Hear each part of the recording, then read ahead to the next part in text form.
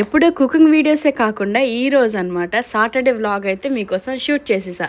So అదేంటో కాదు, ఈరోజు షాపింగ్ ఏదైతే చేశానో నాతో పాటు మీరు కూడా చూసేయండి. సో ఇప్పుడు వెళ్తున్న వ్యక్తి ఎవరు అనుకుంటున్నారు? అతను ఒక పోస్ట్ మ్యాన్. అతని శాలరీ ఎంత ఉంటుంది అనుకుంటున్నారు? కామెంట్ సెక్షన్లో కామెంట్ చేయండి. అండ్ వీళ్ళైతే గ్రాస్ కట్టర్స్. గ్రాస్ని మొత్తం కట్ చేసి లెవెల్గా పెడతారనమాట. సో వీళ్ళకి కూడా స్పెషల్ పేమెంట్ ఉంటుంది. సో పోస్ట్ మ్యాన్ శాలరీ ఎంత అంటే 21,000 to 23,000. సో మన ఇండియన్ కరెన్సీలో అయితే ఆల్మోస్ట్ 23 lakhs to 29 lakh అయితే ఉంటుంది. అంతేకాకుండా ఈ గ్రాస్ కట్ చేసే వాళ్ళకి 25,000 to 37,000 pounds అయితే ఉంటుంది.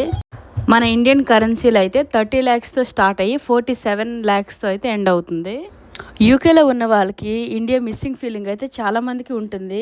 కానీ లండన్లో కొన్ని ప్లేసెస్కి వెళ్తే మనకి మిస్ అయ్యే ఫీల్ మ్యాక్సిమం అనమాట ఉండదు. ఎందుకంటే ఆ ప్లేసెస్ చూడటానికి యాజ్ ఇట్ ఈజ్ ఇండియాలోనే ఉంటాయి. ఇక్కడ లండన్లో మనకి కావాల్సిన గ్రాసరీస్ అనే కాదు, చాలా ఐటమ్స్ అయితే అవైలబుల్ ఉంటాయి. కానీ ఇండియాతో కంపేర్ చేస్తే ఇక్కడ చాలా అంటే చాలా ఎక్స్పెన్సివ్ ఉంటాయి. అదే ప్రైస్తో మనం ఇండియాలో అయితే మనం చాలా బిగ్ క్వాంటిటీ అయితే. సో ఇక్కడ చూస్తున్నారు కదా, ఇక్కడ బౌల్స్లో పెట్టిన ఫ్రూట్స్ కానీ అలాగే వెజిటబుల్స్ కానీ అన్నీ 1 pound ఉంటాయి. సో దట్ మీన్స్ మనకి ఇండియాలో ఆల్మోస్ట్ 100 రూపీస్ అనమాట. అండ్ ఇక్కడ ఫ్రూట్స్ అలాగే లెమన్ అని చాలా అంటే చాలా ఐటమ్స్ పెడతారు.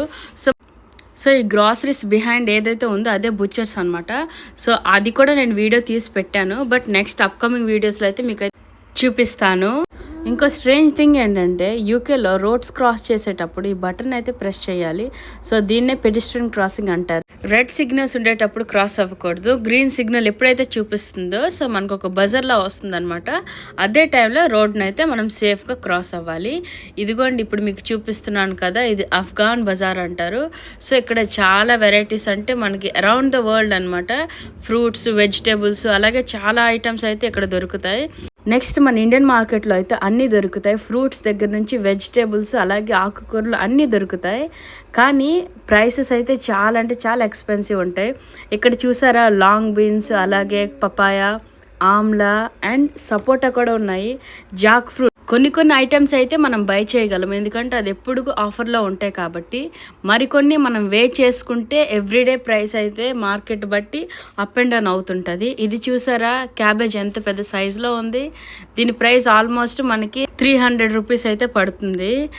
ఇప్పుడు సమ్మర్ సీజన్ స్టార్ట్ అయింది కాబట్టి మీకు ఏ ఫ్రూట్ అంటే ఇష్టం కామెంట్ సెక్షన్లో కామెంట్ చేయండి. నెక్స్ట్ అప్కమింగ్ వీడియోస్లో అయితే షార్ట్స్లో నేను అప్లోడ్ చేస్తాను ప్రాపర్ ఇండియన్ మార్కెట్ ఎలా ఉంటుందని.